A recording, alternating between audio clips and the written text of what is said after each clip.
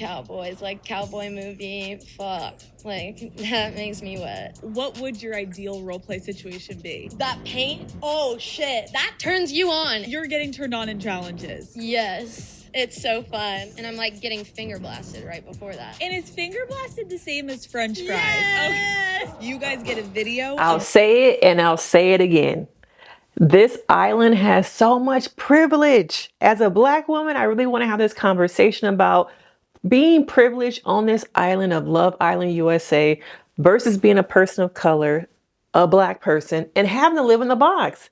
Now, if you are new here, I'm Denise Brady. I'm a lifestyle marriage and family therapist. And over the time, I have watched a lot of these reality shows. I've, studied them. I am a therapist, so I love the psychological side of these things. So come on in, hit that like button, subscribe to the channel. But what you are seeing post-island is a lot of privilege. We've seen it on the island, and now we're seeing it outside of that. Watching Kenzie be able to position herself as sex positive, living her sexuality, be free about it, talking about being on Call Her Daddy. You're the reason that I learned how to slob on the cob. A Black woman could never, because we would be seen as a hoe. You're a whore. You can't say that. And this is why this conversation is so important to me, because as a Black woman, I watch and I see and I peep game about how people are protected, how some people are able to say and do what they want to do, live, explore, have different relationships and get away with it. But then other contestants are saying you're playing it safe. You're not being your authentic self, because as a Black person on this show, you have to.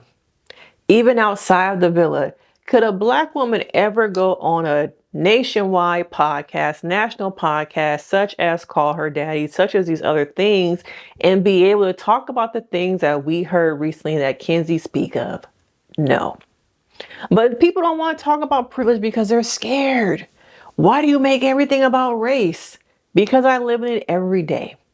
So to watch people on TV, to watch people on these podcasts have to place themselves in a box and not have the same freedom and privilege is very hard to watch. You are the reason I know how to suck dick. And I get compliments all the time. You found yourself in multiple love triangles. Yeah, I have no idea how to manage a roster. I grew up watching The Bachelor. He says I love you to how many 3 girls, and I can't talk about my family. I'm on a... Kenzie is able to occupy multiple spaces. She's able to explore her sexuality, be open about that, talk about being turned on, talk about the different things that happen at night, the spicy time, the French frying, the DJing, the getting blasted at night. But a Black woman could never. We're not allowed to, because we always have to think about what people think about us, how the fans will react, and that this is a privilege for me to be here. So I have to make sure I stay in the box, whereas someone else looking like Kenzie, blonde hair, blue eyes, they're able to live in and breathe and not have to think about the same things we face. Look at how people talk about Naya's hair. That was a hyperfixation for so long. Look at, Titi. Look at her Fulani braids and how she was talked about. Having braids on this show is a big deal, because we need to be seen as put together. And braids, that kind of comes with some stigma, like, oh, that's a little ghetto. Okay, that's a little ghetto. We need you to wear a wig. We need you to have your hair sleek and straight. Even look at Kata. She wore extensions the whole time, but we saw when that water hit that hair, it curled up. So I wonder about the pressures of, I have to make sure I stay in this box to be socially accepted, for people to continue to vote for me, for people to accept me outside the villa, and how that must feel to watch someone go on a podcast, be on this media run. The first interview you get is Call Her Daddy, which is major. Okay. But it feeds into my mind of thinking about how all these women of color, these Black women, have to fit inside of a certain box, whereas people who have white privilege do not. And we have to talk about, we have to think about how these things are socially accepted. It's an ecosystem. Even looking at how at times Anaya became, as some of y'all have said in my videos, a mammy. She became the therapist, the support animal, always following along behind Melanie. No, though I think that Anaya does have a lot of insecurities. I don't know if she has a true sense of self. She's used to probably being directed and all those things. It's not just her. I've watched so many shows where the black women, we don't see their dates in the pods. We see them become support systems. We see them become furniture for everybody else. And as a black woman watching this, it's like, do our stories really matter? Watching us find love, watching us date. And then when we do date, it has to always be about an interracial relationship. And if you get an interracial relationship, that's where you get the brand deals, you get the opportunities. But to see people who decide, hey, I fell in love with someone who looks just like me, to see those people discarded and not focused on, it happens over and over again. That the black women have to be strong. We have to be put together. And if we're not put together, we're labeled as what? Angry, unstable, hypersexual, promiscuous. But we don't see those same labels across the board against all the cast members. Even watching Kenzie talk about, in some ways, low key, I wonder if she was kind of jealous of the attention that Melanie got. Are these people really representations of the echo chamber of, you have to be a certain way, you have to fit in the box? Even Serena has said, I wasn't actually going to go on the show with braids because they might not accept me, but I chose to do it at the last minute. And she was celebrated. Alandria was also celebrated. But I wonder if, Alandria would have been as celebrated if she wasn't with Nick. Probably, because she is a star, she is a star. But it's something to kind of consider and think about how these different women and the people of color in general are treated on reality shows, treated on Love Island. And looking at the relationship dynamics of Melanie and Sincere versus Kenzie and Dylan, Kenzie and a lot of people, I feel like there's more grace given to the mistakes of certain individuals and not for other people. You've seen how Melanie has continued to be railroaded, continue to, you shouldn't leave Sincere, which I think is true. She shouldn't be in a relationship like that. But we don't give her the grace at times of, we were all there at one point. Being young, being attached to somebody, maybe codependent, maybe anxious, and how some of us grew out of that. We've all had those periods in our lives where we were with somebody we should have never been with. But instead of focusing on giving these people grace, giving Melanie grace, giving Anaya grace, who gets grace on this show? Who got, well, it's just Kenzie. She's just exploring. Those are some of the comments I saw. People of color on these shows have to continue to focus on over-regulating their emotions, making sure they don't take it up to here, having to be like this the entire time. And once again, watching Kenzie have the first major interview says a lot. Now, I did see that Brady, Bryson Trinity were on, I believe, the Today Show. But look at how the demographic, look at who's watching, who's, paying attention to these things. How many people are watching the Today Show interview demographically versus watching Call Her Daddy? That says something also. All right. Now, I want you guys to think about, when you look at these couples, when you look at how people are treated, the thing that the privilege that allows certain individuals to make mistakes, how does it make you feel about yourself? How do you show up in the world?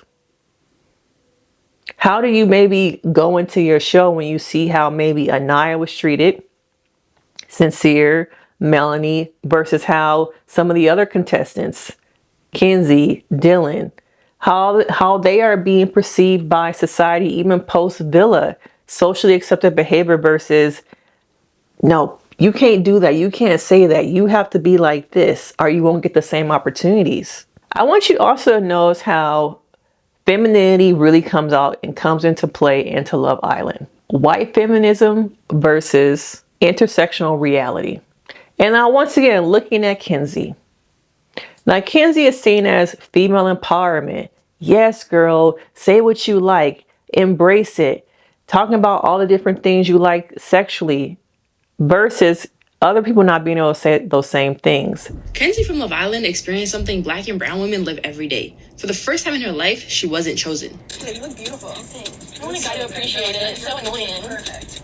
I really appreciate it. And it's not because she's not beautiful, because being beautiful is not the same thing as being chosen. If you're a woman of color, you know exactly what this feels like. You know you're pretty, people tell you you're pretty, yet when it's time to be chosen, it's never you. And that's why I think this moment is so big for Kenzie. Because being chosen isn't just about dating. Being chosen is a form of social power. Every time someone pursues you or desires you, they're affirming your place in the social world. They're telling you matter, that you're desirable, and that you're worth paying attention to. And if that happens to you over and over again throughout your life, it can start to feel normal. Until one day it stops. Because Kenzie started feeling unappreciated in less than 48 hours. Less than 48 hours was enough time for her to feel like something had been taken away. For many women of color, that feeling is there for years. That's why I think in this season, we're actively seeing what it looks like when white women lose the social power of being constantly recognized as desirable. Women of color would not be celebrated as female empowerment, girl boss behavior, right? Exploring your options, not settling. Yeah, girl, let him do what he wants to you at night. It's female empowerment. It's embracing your sexuality. Embrace it. Live it. Aren't those the things we hear online that we see? Now, are those same comments and female empowerment across the board, not just for Kenzie, but other people? Did they say the same thing when we found out that Trinity and Bryce were intimate? Corbin was intimate with Kenzie. All these different people don't get the same narrative. This exploring your options comes with a safety net of privilege that protects her from being permanently discarded or cast out by audience, even by people in the villa. When Black contestants try and set the same kind of tone, boundaries, explore, they are met with, oh, you can't do that. That's too promiscuous. That's too forward. It's giving whole behavior. They shift the narrative between empowering and having freedom to being disloyal, to being promiscuous, to being dishonest. And by audience viewers, that takes them down this, slippery slope of being discarded and not liked by the audience. We need more intersectionality in the media. When assessing these people, when looking at the conversation, it's not fair that someone who looks like Kenzie can get away with so many different things, whereas the Black women have to put themselves in a box, have to make sure my hair looks good all the time, my makeup looks good. Though I feel like a lot of people fell in love with Trinity, I don't know if we have seen the same thing with so many other contestants. And I wonder, even as a Black woman, how long will people fall in love with Trinity, continue to pour into her until in their eyes, she does something wrong? How she has to walk on eggshells to be accepted, to continue to get deals, continue to get management, to continue to live up with the expectations that her fans have for her. I think we cannot truly talk about female empowerment, intersectionality, white feminism without talking about the freedoms that, Black women should have also. The freedom to explore their desires, their sexuality, different types of men. Why is it that one group of people gets that and the other group has to be fit into a box? The box of society, the box of what producers want, the story arc, the storyboards. There's not the same privilege, and we have to talk about privilege. We have to bring it up. And people who say, why do you make it all about race, is because it's in my face daily. We on these reality shows are expected to accept breadcrumbs, little sprinklings. But as soon as we do something wrong, it's pulled back. It's this very toxic relationship that I think culturally that we have outside of, within society, feeling like I can only do so much before my privilege get revoked, before I have to go sit in the back, before I have to be sidelined. Constantly having to worry about what the audience will think of me, what they feel about me. And I don't get the privilege like Kenzie to just show up and be myself. And is that really fair? Will it really change? I think Love Island really does have a colorism issue. I want to talk about that more. I've done so many videos about the topic, but it's something that's prevalent. It's something that continues to happen, that I continue to see, is how people of certain tones, shades, really get treated certain ways. And I think the darker skinned women on these shows have so much scrutiny. They come into it having to act a certain way. Did we really see these people, the women of color, the darker skinned women of color, be treated the same? Did we see them show up as themselves? Or did we see them show up as a character that they know the world needs to see and believe in order for them to make it outside? I'm tired of seeing Black contestants have to work harder, work smarter, be more calculated to get the same opportunities that white contestants get without having to do much of anything. We often see it even on social media, how people of color have to work so much harder to grow, to get brand deals, certain things, whereas we see people who don't look like us don't do much and make all this money, get all this opportunity. This is just a short conversation I want to have because I've noticed that there's a lot of white privilege. There's a lot of just in the box behavior that people of color have to attune to. We have to make sure that we fit the aesthetically pleasing, palatable. We have to be palatable to contestants who don't look like us, to audience members who don't look like us, that we go on these shows and we can't show up as ourselves. We have to always be thinking about what the audience will be thinking about us. Whereas other contestants don't ever have to think about that. Can show up, talk about, once again, I learned how to slob on the knob, slob on the cob because of you. When I saw that, I was like, oh yeah, girl, I gotta talk about this because it's giving hella white privilege, okay? Hella white privilege. But I'm Denise Brady. I'm a licensed marriage and family therapist. I love having these conversations, these deep dives. Do you feel like things will ever change? Have you stopped watching reality TV because you've seen how people who look like you get treated a certain way? Hey, maybe you're somebody who doesn't realize how much privilege you have.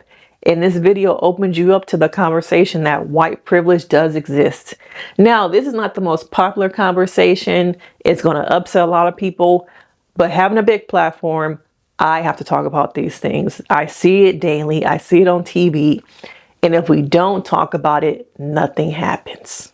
Someone has to be brave enough to bring up these conversations, even if people will disagree, even if it makes people uncomfortable. Race is a play every day. Race comes into the room. Some of us cannot escape how we look, how people perceive us, how we are treated. That in itself is a privilege. Now, I'm going to continue to have these conversations because I have to. It's not an option for me. But if you like these kind of videos, you like this conversation, please hit that like button, subscribe to the channel, and of course, I'll see you next time. Bye. I'm Denise Brady, your favorite therapist. Divorce is trauma. Divorce is grief. It feels like we're in an era of digital blackface. The psychology of FOMO, the psychology of you need this. We are human. Okay, we're human beings. We gotta dig a little bit deeper as a therapist because people don't talk enough, and it's time to get into some deep things.